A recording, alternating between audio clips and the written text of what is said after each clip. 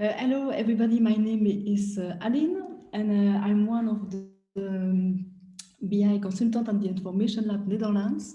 So today, with James, we are going to walk through an example of how to utilize a time series tool with Alteryx. So we are going to take a look at some e-commerce data that we have over the past 7 months and how we can predict the future selling of the next two months. So for your information, this webinar is recorded, so we will share it after. You can ask your question in the Q&A that you see on the top or in the bottom of the Zoom bar. So first, let's start. Let's look at our data set. So that's the data that we have from the input data tool. So we have the event by date, time, and the category. So we will start by some cleaning and grouping these purchases by day and by category. So in fact, before I dive into the workflow, I will show you an overview of the steps that we do in Alteryx. So first at all, the data requirement.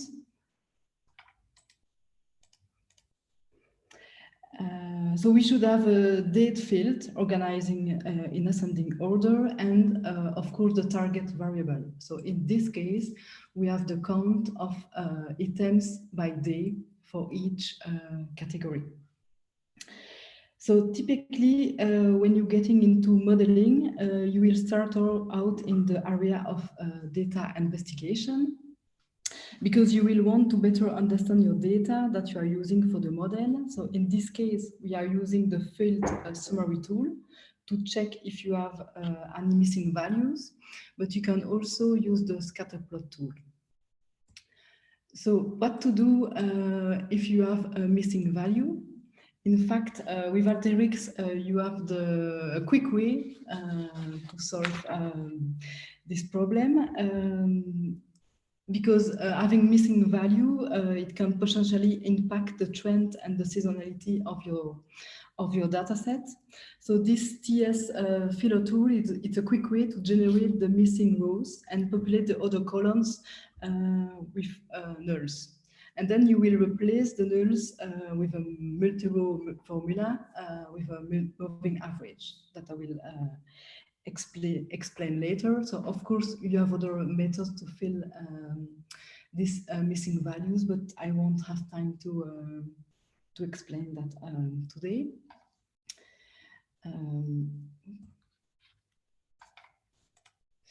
Then once you have addressed that, we are moving over into the types of model. So you have two models. In fact, in Alteryx, you have the ARIMA and the ETS model. So what the ETS model is doing is it's taking a weighting based on how far that period and the values go back. So the lower the weighting, the oldest time period and values that you are looking at. And the ARIMA, in fact, the ARIMA combines multiple models, so the auto-regressive model and also the moving average.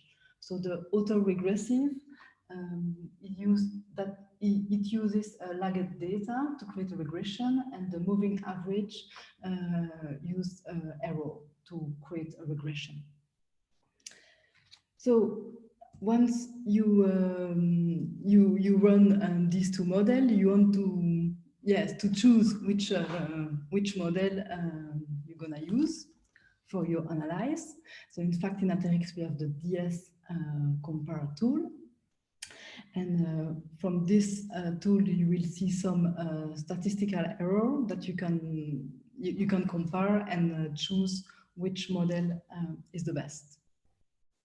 And then once you got when you make the choice of your model, then you can run it through a TS forecast and then a TS plot. So that was for the overview. So now let's move into the workflow. Okay, so this is the workflow. So what we have here is data from April 2020 to October 2020. So it's almost 7 million of rows. So first I start, of course, with some formatting. So I remove what is not purchased. I also convert my date field, which is a string, into a date time format. And then I want to see if I miss some values in my dataset. So I will use the data investigation, one of the data investigation tool. So in this case, I will use the field summary, and I will select the fields that I want to have the information about. So it will be the event type, the category, and the date. And I can see that, yes, I have some, you have a column with the percent missing. So I miss some data. And I have other information that I don't need right now. So I know that I have missing value.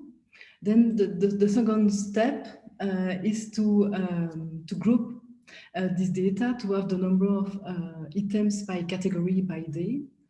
So I use a summarize tool.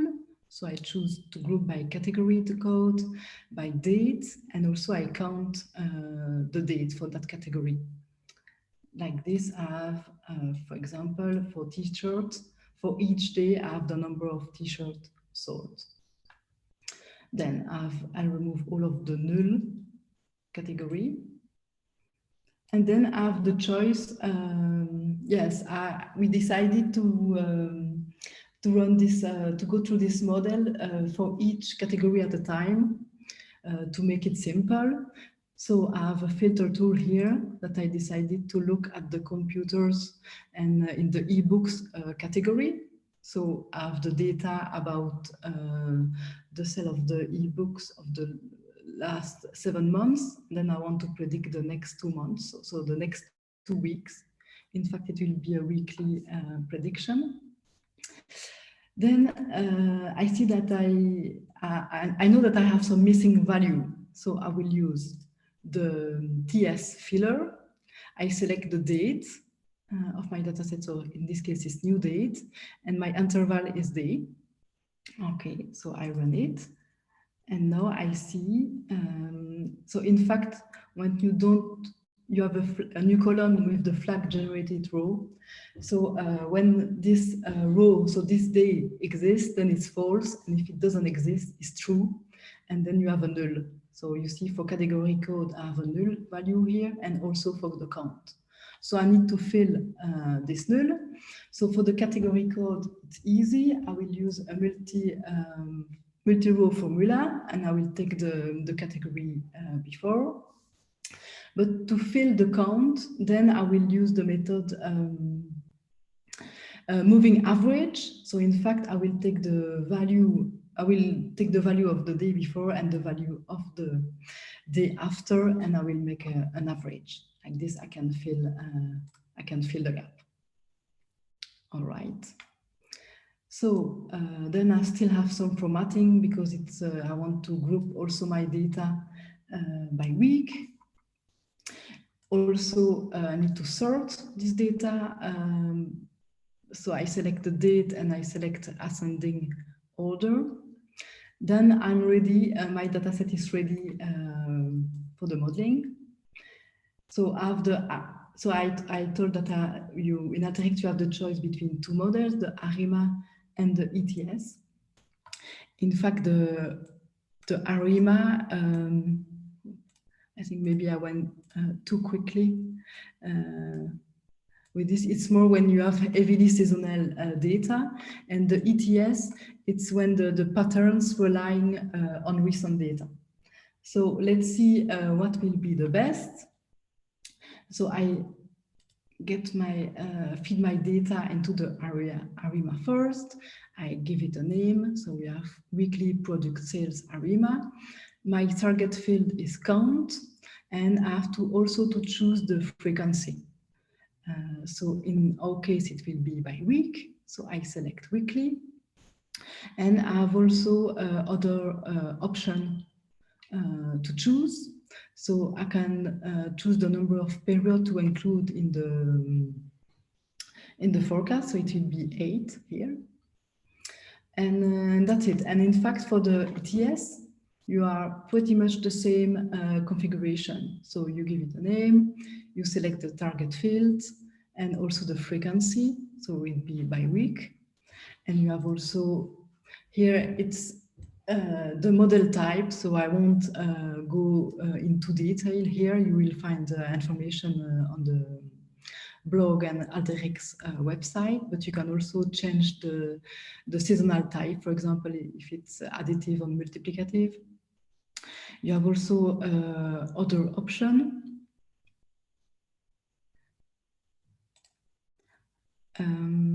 So we see, yes, the number of periods to include in the forecast. So I will set into 8. Then once it's done, I want to compare these two models. Yes, because I want to choose the best model for my forecast. So I put these two models into, I union them with a union tool, of course. And I choose also the last 25 periods to compare. So I select this TS compare tool. So in fact, nothing to change in the configuration. It's mainly for the plot and the graph resolution. So in fact, I see that the result of that, I get some various statistics giving me basically the error. So for example, I have the ME, so which is the mean forecast error, and I have also the MPE, which is the main percentage forecast error, and the MASE, so which is my mean absolute scale error.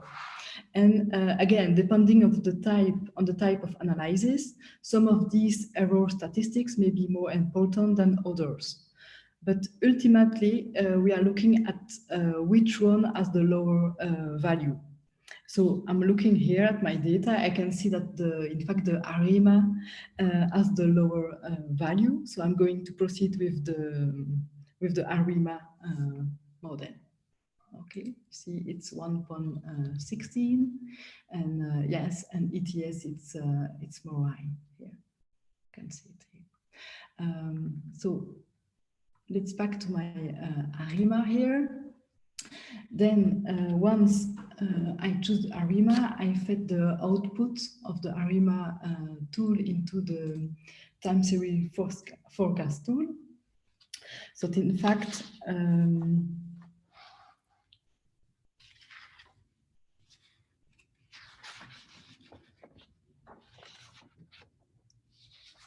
so what it's doing, it's scoring the results of the model. So this is, so you can give a name and we have our confidence interval that you can modify, but the larger confidence is set to 95% and the lowest is 80%. And then we are setting our future forecasting period, which are, yes, 8 periods here. And then we can look at the result. So I open the output here, and then I can see my periods and my subperiod. So subperiod here in our case, is it the weeks, and then you have the forecast, and then the forecast inside the confidence interval here. So to make it more visual, we have also the possibility to have a graph. Let me open it in a new window. Like this, I can zoom in. Oop. No, I cannot in this one. But then you see at the end is the forecasting for this product. Okay, I close it. I can also use the TS plot to plot this new result in a nice chart, like this one. So you see, in fact, it's the forecasting for the ebook. So in fact, it's decreasing for the next 8 weeks.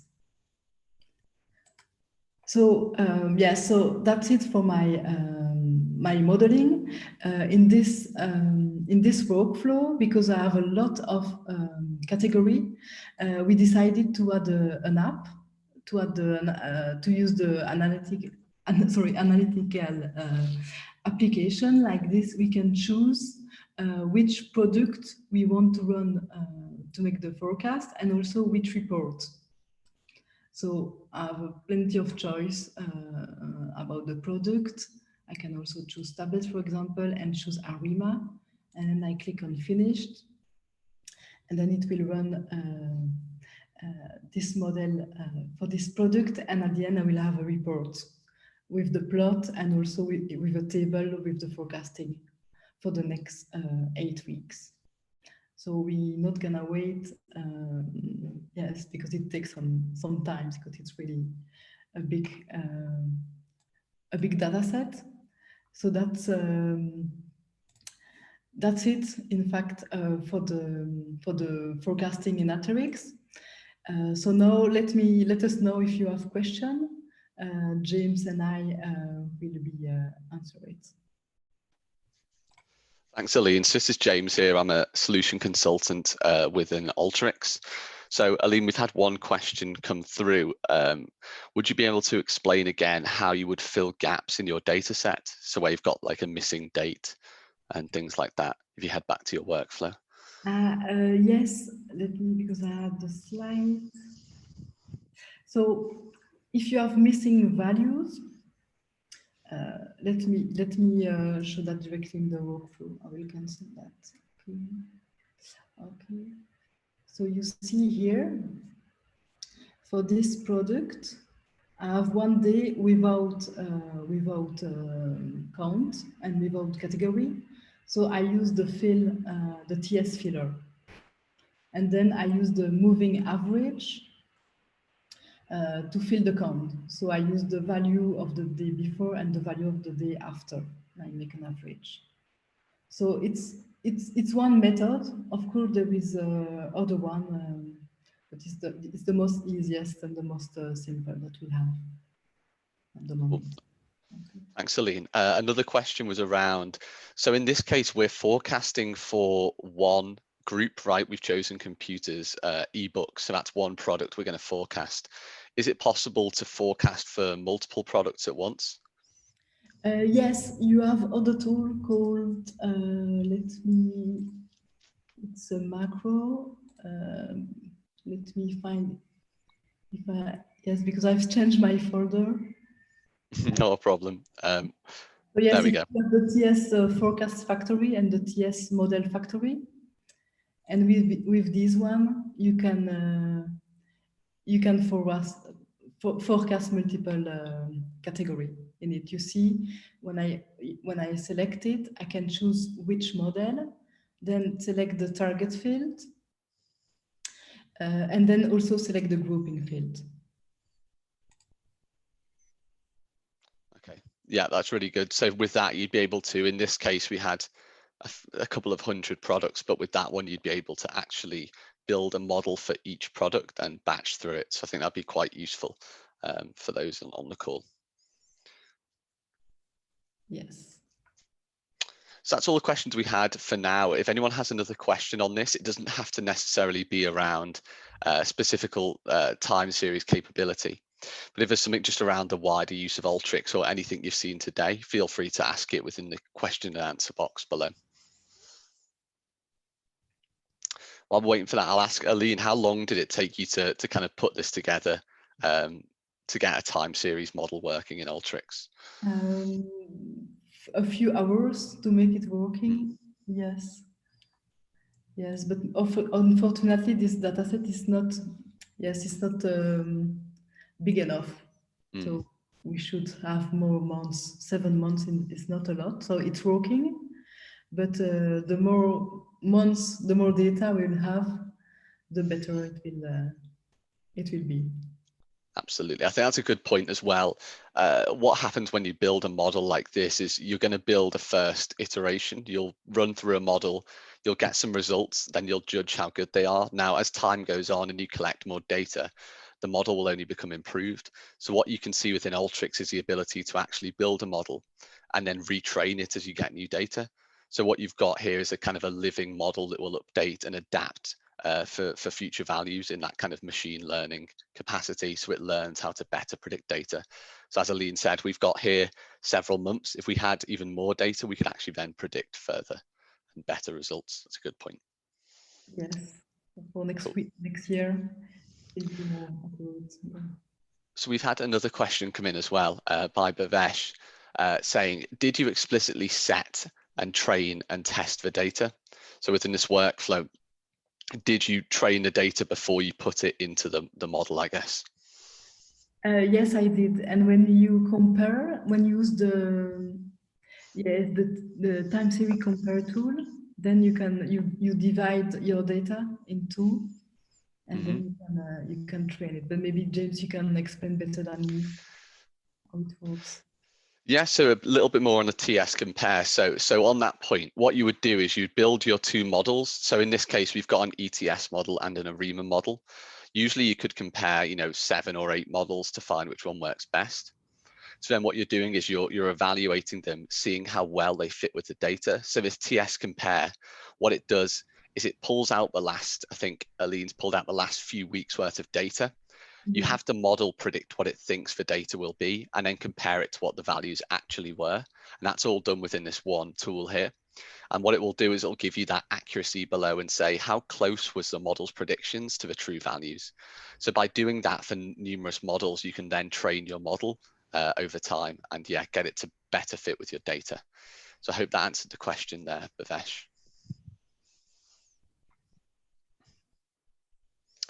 Doesn't look like we have any more questions. We've got just a few minutes if anyone wants to put forward a final question maybe within the Q&A.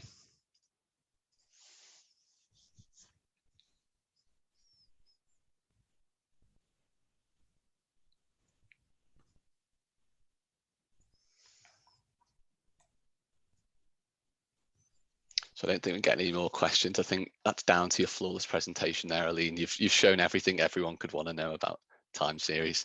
I would say for those that have maybe looked today and seen what's possible, head to the Alteryx community, look at use cases around time series, and you can really dig into this topic and gain even more knowledge. Someone's asked if this workflow is available. So Aline, would it be possible to share this with the attendees that have attended today? Yes, because it's a data set from Kaggle, so it's so yes, we will show it, no problem. Yeah. Perfect. Right, I'll hand back to you, Aline. So thank you everybody for listening to us today. So if you want to know more about Alteryx, then you will find more information on the Alteryx website. And if you want to continue learning with us at the Information Lab, we have other sessions. So it's less advanced than this one, but we have the Alteryx for Excel users of next week, and we have also how to build robust workflow, maximize the workflow efficiency, and the last one will be about regex. So I wish you a very good afternoon, everybody, and maybe see you online next week.